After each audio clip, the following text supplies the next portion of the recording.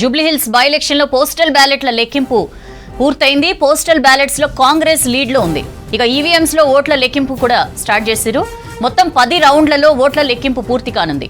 First Shaikpet division ఓట్లు లెక్కిస్తున్నారు. ఒక్కో round కు 30 నిమిషాలు పట్టే ఛాన్స్ ఉంది. సదా మనతో లైవ్ లో జాయిన్ అవుతున్నారు. కౌంటింగ్ అప్డేట్స్ తెలుసుకుందాం. సదా, పోస్టల్ బ్యాలెట్స్ లో లీడ్ కాంగ్రెస్ కి కనిపిస్తోంది. షేక్పేట్ డివిజన్ కౌంటింగ్ స్టార్ట్ అయిందా? ఏంటి అప్డేట్స్?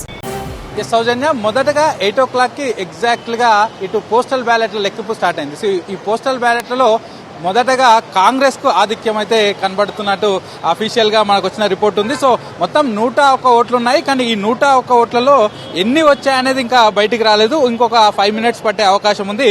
కానీ ఉన్న ఓట్లలో మాత్రం కాంగ్రెస్ కు ఆధిక్యత వచ్చినట్లు తెలుస్తుంది. అలాగే ఈ పోస్టల్ బ్యాలెట్స్ అన్ని కూడా ఇంటికెళ్లి వాళ్ళు ఓటింగ్ తీసుకుంటారు. కాబట్టి ఇందులో వృద్ధులు ప్లస్ వికలాంగులు వేసిన ఓట్లనే ఉన్నాయి. సో వాళ్ళు మాత్రం కాంగ్రెస్ కే ఆధిక్యత ఇచ్చారు. సో దీంట్లో కొన్ని ఓట్లు చెల్లని ఓట్లుగా కూడా నమోదయ్యాయి. ఎందుకంటే ఇవి పోస్టల్ బ్యాలెట్ లో పోలింగ్ ఈవీఎంలు ఉండదు. సో గతంలో అయితే బ్యాలెట్ పేపర్ల ద్వారా ఎలాగైతే పోలింగ్ ఉంటుందో సో అలాగే ఉంటుంది.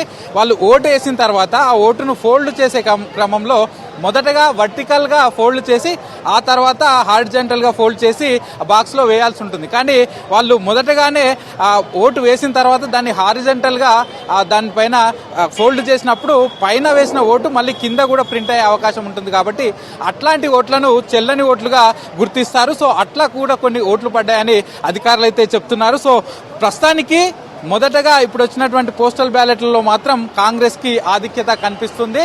సో వాటికి సంబంధించిన కౌంటింగ్ కంప్లీట్ అయిపోయింది. మరి కాసేపట్లో ఆ 101 ఓట్లలో ఏ పార్టీకి ఎన్ని వచ్చాయనేది అఫీషియల్ గా చెప్తారు. సో ఇదే టైంలోనే ఎగ్జాక్ట్లీ 8:30కి కౌంటింగ్ కూడా స్టార్ట్ అయిపోయింది. సో మొదటగా షేక్పేటకు సంబంధించిన 42 ఓపెన్ చేశారు. 42 మొదటగా ఉన్నటువంటి పోలింగ్ స్టేషన్ నంబర్ 1 నుంచి అటు 42 వరకు షేక్పేట డివిజన్ లో ఉన్నటువంటి 42 పోలింగ్ స్టేషన్లకు సంబంధించిన కౌంటింగ్ అయితే ప్రస్తుతం జరుగుతుంది. సో ఈ కౌంటింగ్ ఒక ఆల్మోస్ట్ ఒక 30 minutes పాటు జరిగే అవకాశం ఉంటుంది. సో మొదటగా ఈ సంబంధించి ఒక్కొక్క టేబుల్ అధికారులు ఉంటారు. 42 టేబుల్స్ వేశారు. ఈ 42 టేబుల్స్ దగ్గర సో అభ్యర్థులు వెళ్లి వాళ్ళకి చెక్ చేసుకోవచ్చు. అదే కాకుండా ఒక్కొక్క టేబుల్ దగ్గర ఒక్కొక్క ఏజెంట్ ఉంటాడు. ఆ ఏజెంట్ వెళ్లి చూసుకోవచ్చు. సో ఏజెంట్లు వచ్చి వాటిని ఆ తర్వాత సీల్ తీశారు. సీల్ తీసిన తర్వాత వాళ్ళ ముందునే ఆ ఈవీఎంలు అన్ని కూడా ఓపెన్ చేశారు. ఆ ఈవీఎంలు ఓపెన్ చేసిన తర్వాత ఒక్కొక్క ఈవీఎంలో ఎవరికి ఎన్ని ఓట్లు పడ్డాయో అవంతా కూడా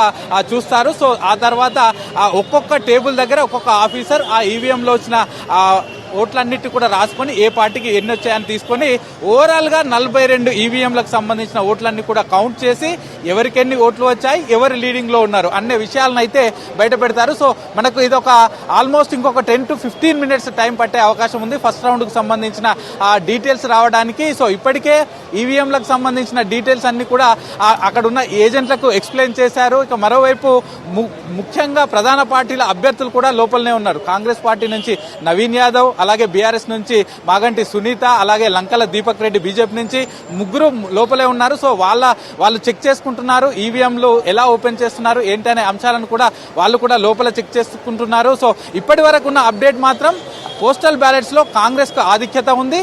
ఇంకా రెండోది షేక్పేట్ కు సంబంధించిన ఈవీఎంలను కాసేపటి క్రితమే ఓపెన్ చేశారు.